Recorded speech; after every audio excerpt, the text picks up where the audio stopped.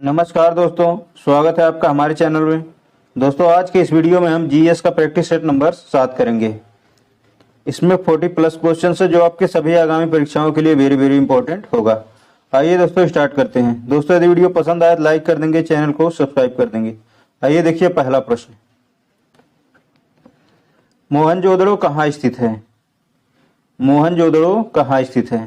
मोहनजोदड़ो कहाँ स्थित है? सिंध में। ऑप्शन नंबर 20 प्रश्न का सही जवाब है। मोहनजोदड़ो सिंध में स्थित है। नेक्स्ट प्रश्न देखिए।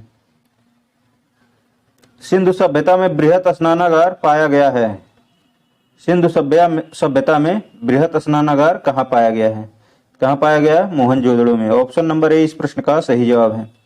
सिंधु सभ्यता में बृहत स्नानागार मोहनजोदड़ो में पाया गया है। नेक्स्ट प्रश्न देखिए। सिंधु सभ्यता की मुद्रा में किस देवता के समतुल्य चित्रांकन मिलता है?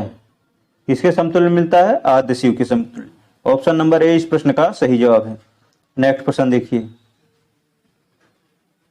निम्नलिखित में से कौन सा हड़प्पा कालीन स्थल गुजरात में था? देखिए, इसमें से कौन सा हड़प्पा कालीन स्थल गुजरात में था? कौन सा था? लोथल। ऑप्शन नंबर डी इस प्रश्न का सही जवाब है। लोथल गुजरात में था। नेक्स्ट प्रश्न देखिए। मोहनजोदड़ो को किस एक अन्य नाम से भी जाना जाता है? किस नाम से जाना जाता है? मृतकों का टीला के नाम से। ऑप्शन नंबर डी इस प्रश्न का सही जवाब है। नेक्स्ट प्रश्न देखिए। वेदों को अपौर से क्यों कहा गया है? क्यों कहा गया है? क्योंकि वेदों की रचना देवताओं द्वारा की गई है। क्योंकि वेदों की रचना देवताओं द्वारा की गई है। ऑप्शन नंबर ए इस प्रश्न का सही जवाब है। नेक्स्ट प्रश्न देखिए। वैशेषिक दर्शन के प्रतिपादक कौन है? वैशेषिक दर्शन के प्रतिपादक कौन है? कौन है? उलूक। ऑप्शन नंबर 20 प्रश्न का सही जवाब। उलूक या कड़ाद वैशेषिक दर्शन के प्रतिपादक हैं। नेक्स्ट प्रश्न देखिए। मीमांसा या पूर्व मीमांसा दर्शन के प्रतिपादक कौन है? कौन है? जैमिनी राय। ऑप्शन नंबर ए इस प्रश्न का सही जवाब है। मीमांसा या पूर्व मीमांसा दर्शन के प्रतिपादक जैमिनी है। नेक्स्ट प्रश्न देखिए। दोस्तों, यदि वीडियो पसंद आ रहा हो तो लाइक करने, चैनल को सब्सक्राइब कर दें।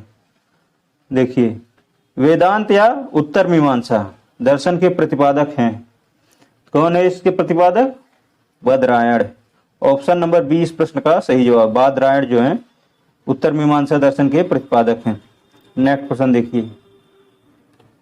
ऋग्वेद का कौन सा मंडल पूर्णतः सोम को समर्पित है? ऋग्वेद का कौन सा मंडल पूर्णतः सोम को समर्पित है? 9वां मंडल। ऑप्शन नंबर सी इस प्रश्न का सही जवाब है। ऋग्वेद का 9वां मंडल पूर्णतः सोम को समर्पित है। नेक्स्ट प्रश्न देखिए। अभिलेखी साक्ष्य से प्रकट होता है कि नंद राजा के आदेश से एक नहर खोदी गई थी। तो कहाँ खोदी गई थी? कलिंग में। ऑप्शन नंबर सी इस प्रश्न का सही जवाब है। पहला ईरानी शासक जिसने भारत के कुछ भागों को अपने अधीन किया था, तो वह कौन था? डेरियस था। ऑप्शन नंबर सी इस प्रश्न का सही जवाब है। पहला ईरानी शासक जिसने भारत के कुछ भागों को अपने अधीन किया था वो कौन था? डेरियस था। नेक्स्ट प्रश्न देखिए। मगध के राजा अजातशत्रु का किस गणराज्य के साथ युद्ध रहा है? तो इसमें से किस गणराज्य के साथ युद्ध रहा है? वज्जी या वैशाली। ऑप्शन नंबर ए इस प्रश्न का सही जवाब है। नेक्स्ट प्रश्न देखिए। वज्जी के विरुद्ध मगध राज्य के किस शासक ने प्रथम बार रथ मूसल, एक ऐसा रथ जिसमें गदा जैसा हथियार जुड़ा था, तथा महाशिलाकंटक पत्थर फेंकने वाला एक युद्धंत नामक गुप्त हथियारों का प्रयोग किया था? तो कौन था? अजातशत्रु था। ऑप्शन नंबर ए इस प्रश्न का सही जवाब है। नेक्स्ट प्रश्न देखिए। नंदवंश का अंतिम सम्राट कौन था? नंदवंश का अंतिम सम्राट घनानंद था। ऑप्शन नंबर 20 प्रश्न का सही जवाब है। नेक्स्ट प्रश्न देखिए। गौतम बुद्ध द्वारा भिक्षुणी संघ की स्थापना कहाँ की गई थी? गौतम बुद्ध द्वारा भिक्षुणी संघ की स्थापना कहाँ की गई थी? वैशाली में। ऑप्शन नंबर सी इस प्रश्न का सही जवाब है। नेक्स्ट प्रश्न देखिए। सर्वप्रथम शून्यवाद, शून्यता का सिद्धांत का प्रतिपादन करने वाला बौद्ध दार्शनिक कौन था? ये कौन थे? नागार्जुन थे। कौन थे? नागार्जुन। ऑप्शन नंबर सी इस प्रश्न का सही जवाब है। नेक्स्ट प्रश्न देखिए, महावीर का मूल नाम था, महावीर का मूल नाम क्या था? वर्धमान। ऑप्शन नंबर सी इस प्रश्न का सही जवाब, महावीर का मूल नाम वर्धमान था। नेक्स्ट प्रश्न देखिए, किसे एशिया की रोशनी, द लाइट ऑफ एशिया कहा जाता है? किसको कहा जाता है? गौतम बुद्ध को। ऑप्शन नंबर 20 प्रश्न का सही जवाब है। नेक्स्ट प्रश्न देखिए, दिलवाड़ा के जैन मंदिरों का निर्माण किसने करवाया था? दिलवाड़ा के जैन मंदिरों का निर्माण किसने करवाया था? किसने करवाया था? चालुक्यों या सोलंकियों ने? ऑप्शन नंबर सी इस प्रश्न का सही जवाब है। नेक्स्ट प्रश्न देखिए, मेगास्थनीज की पुस्तक का क्या नाम था? मेगास्थनीज की पुस्तक कौन सी है? इंडिका। ऑप्शन नंबर डी इस प्रश्न का सही जवाब है। नेक्स्ट प्रश्न देखिए, जिसके ग्रंथ में चंद्रगुप्त मौर्य का विशिष्ट रूप से वर्णन हुआ है वह कौन है? विशाखदत्त। ऑप्शन नंबर सी इस प्रश्न का सही जवाब, विशाखदत्त ने चंद्रगुप्त मौर्य का विशिष्ट रूप से वर्णन किया है। नेक्स्ट प्रश्न देखिए, वह स्रोत जिसमें पाटलिपुत्र के प्रशासन का वर्णन उपलब्ध है वह कौन है? इंडिका। ऑप्शन नंबर सी इस प्रश्न का सही जवाब है, इसे मेगास्थनीज ने लिखा है। नेक्स्ट प्रश्न देखिए, अशोक के शिलालेखों में प्रयुक्त भाषा है, अशोक के शिलालेखों में प्रयुक्त कौन सी भाषा है? कौन है? प्राकृत है। ऑप्शन नंबर 20 प्रश्न का सही जवाब है। नेक्स्ट प्रश्न देखिए, निम्नलिखित में से किस मौर्य राजा ने दक्कन की विजय प्राप्त की थी? कौन था? चंद्रगुप्त था, चंद्रगुप्त मौर्य। ऑप्शन नंबर 20 प्रश्न का सही जवाब है। नेक्स्ट प्रश्न देखिए, सातवाहनों ने आरंभिक दिनों में अपना शासन कहाँ शुरू किया था? कहाँ शुरू किया था? आंध्र प्रदेश में। ऑप्शन नंबर डी इस प्रश्न का सही जवाब है, सातवाहनों ने आरंभिक दिनों में अपना शासन आंध्र प्रदेश में शुरू किया था। नेक्स्ट प्रश्न देखिए, सातवाहनों की राजधानी कहाँ थी? इनकी राजधानी कहाँ थी? पैठन या प्रतिष्ठान। ऑप्शन नंबर बी इस प्रश्न का सही जवाब है, सातवाहनों की राजधानी थी। नेक्स्ट प्रश्न देखिए, निम्नलिखित में से कौन सा अभिलेख कलिंग नरेश खारवेल से संबंधित है? इसमें से देखिए, कलिंग नरेश खारवेल से संबंधित कौन सा अभिलेख है? हाथी गुम्फा अभिलेख। ऑप्शन नंबर ए इस प्रश्न का सही जवाब है, ऑप्शन नंबर ए इस प्रश्न का सही जवाब। नेक्स्ट प्रश्न देखिए, किस सातवाहन नरेश ने गाथा सप्तशती नामक महत्वपूर्ण कृति की रचना की है?